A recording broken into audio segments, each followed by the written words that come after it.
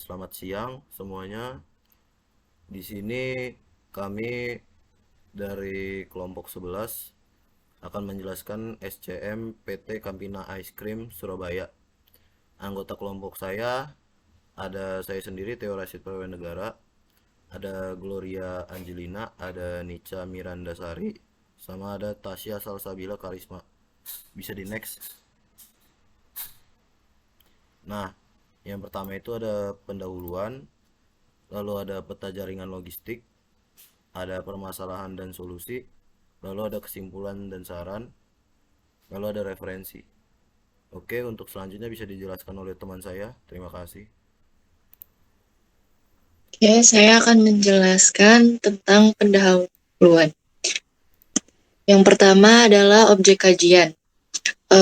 Perusahaan yang kita tinjau adalah PT Campina Ice Cream Industry, merupakan salah satu usaha yang berstatus PMDN atau penanaman modal dalam negeri yang diawasi oleh Departemen Perindustrian. Usaha ini dimulai pada tanggal 22 Juli 1972. Usaha ini dirintis oleh keluarga Bapak Darmo Hadi Pranoto. Usaha ini bermula dari usaha es krim secara home industri yang dibuat oleh Bapak Pranoto sendiri. Produk es krim hasil usahanya diberi nama dagang Campina, di mana berasal dari kata campium atau champion yang berarti juara dan na yang berarti di mana-mana. Pada awal berdiri perusahaan ini langsung diterima oleh masyarakat dan dijadikan sebagai es krim kebanggaan nasional. Proses pemasaran yang dirintis untuk mengenalkan produk ini pada awalnya masih menjual dengan menggunakan sepeda keliling. Seiring berjalannya waktu, produk es krim ini berkembang dengan cukup pesat, maka dari itu diperlukan pengembangan home industry. PT Campina terus-menerus melakukan berbagai pembenahan untuk menghadapi produsen-produsen es krim lainnya dengan cara dilakukan uh, membangun gudang penyimpanan yang lebih besar, menyempurnakan alat-alat pengendalian mutu, serta pengembangan bidang armada, pengangkutan atau pengiriman es krim sebagai sarana pengembangan jaringan logistik PT Campina Es Krim Industri sendiri. Adapun lokasi kajian yang kita gunakan, lokasi kajian perusahaan yang ditinjau adalah perusahaan logistik PT Campina Es Krim Industri Surabaya yang beralamat di Surabaya, Jalan Raya Rungkut, Industri 2, nomor 15, Tenggilis Joyo, Kecamatan Tenggilis Joyo, Kota Surabaya, Jawa Timur. Adapun sipul asal dan sipul tujuan yaitu PT Campina Es Krim Industri Surabaya menyebarkan produknya ke semua kalangan, baik pada warung-warung kecil, pada pedagang es krim keliling, dan ke supermarket sekitar. Berikutnya dilanjutkan oleh teman saya, Rashid. Oke, untuk selanjutnya adalah peta jaringan logistik. Ada 2.1 diagram alir logistik. Berikut adalah diagram alir dari supplier ke produsen. Ada dari pengirim barang menyerahkan surat jalan atau PO kepada pihak stok logistik. Pihak staf logistik menyetujui surat jalan tersebut, lalu kemudian pihak pengirim barang akan mengirim barang yang disimpan, kemudian pihak gudang akan mengecek keadaan barang, lalu eh, pengangkut truk ini akan mengangkut barang lalu mengirimnya ke gudang produsen. Kemudian staf logistik adalah tugasnya mencatat kedatangan dan jadwal barang, lalu ada head office logistik yang mengawasi jenis barang yang datang dan jadwalnya, lalu kembali ke staf logistik untuk kembali pencatatan. Lalu ada selanjutnya, boleh di next. Lalu yang selanjutnya adalah diagram alir dari produsen ke gerai-gerai atau ke retail. Pertama dari distribution planner, tugasnya dia merencanakan tahap distribution.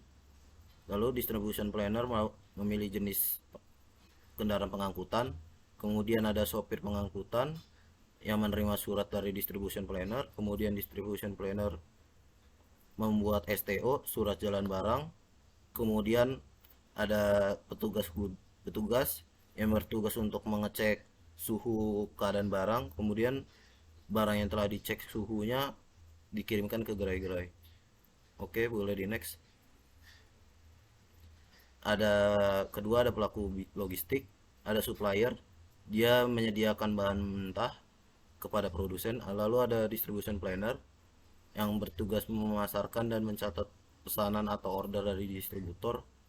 Lalu ada personil gudang yang mensortir barang yang akan dikirim, lalu melakukan pengecekan barang dari supplier.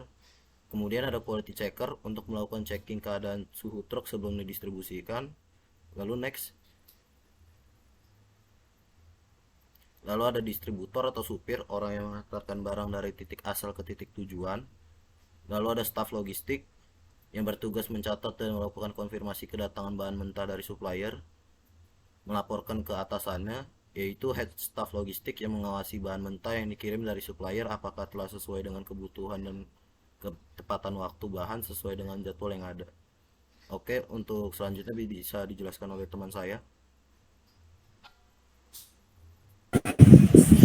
Baik, untuk selanjutnya yaitu ada penyedia jasa logistik yang terlibat dalam jaringan logistik.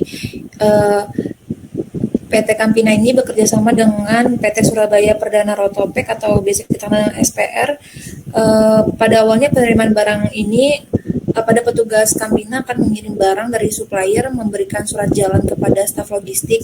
Kemudian staf logistik akan mencocokkan surat jalan supplier atau vendor sesuai dengan arahan dari head office menurut kuantitinya dan juga spesifikasi yang telah ditentukan.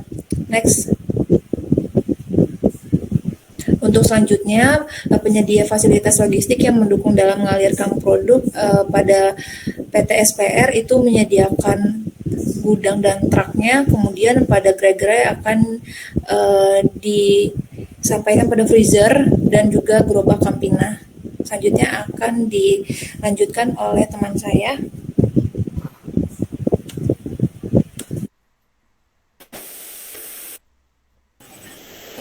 Oke, selanjutnya yaitu permasalahan dan solusi yang kami ambil untuk dari perusahaan yang kami ambil untuk presentasi kali ini, yaitu pertama permasalahannya yaitu penumpukan bahan baku di gudang produksi yang mengakibatkan bahan baku expired. Dikarenakan produksi es selalu konstan, sehingga untuk memenuhi proses produksi seringkali supplier bahan baku tetap mengirimkan bahan baku ke gudang. Nah, sehingga terjadi penumpukan bahan baku apabila tidak ada monitoring yang benar di gudang.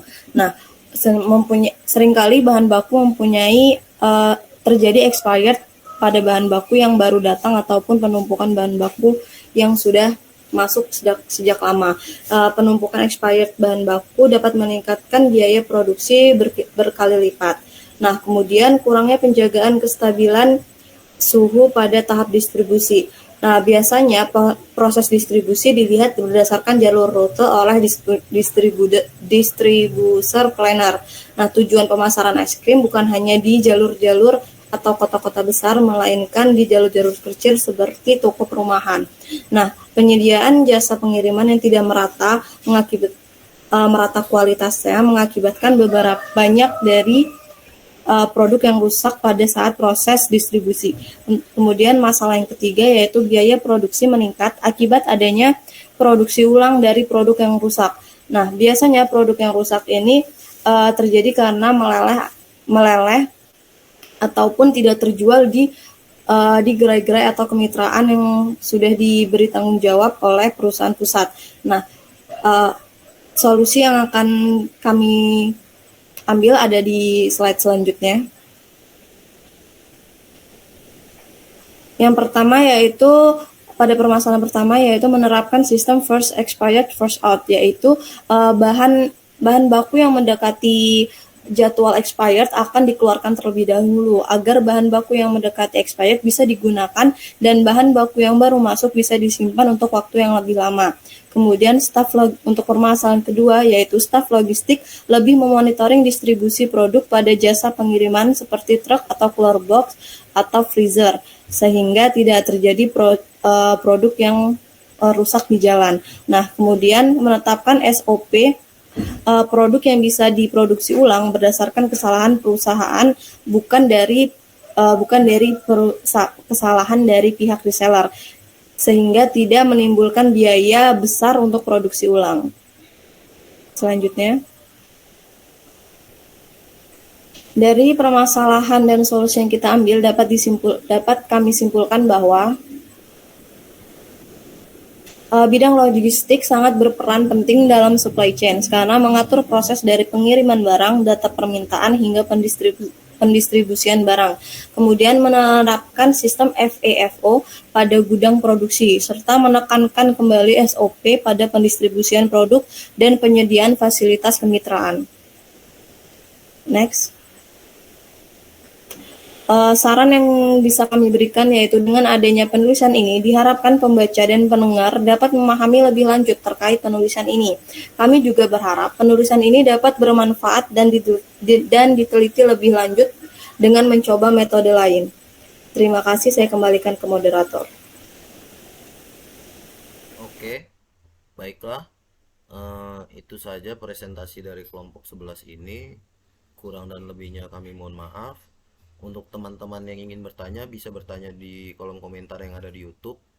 Sekian, terima kasih. Selamat siang.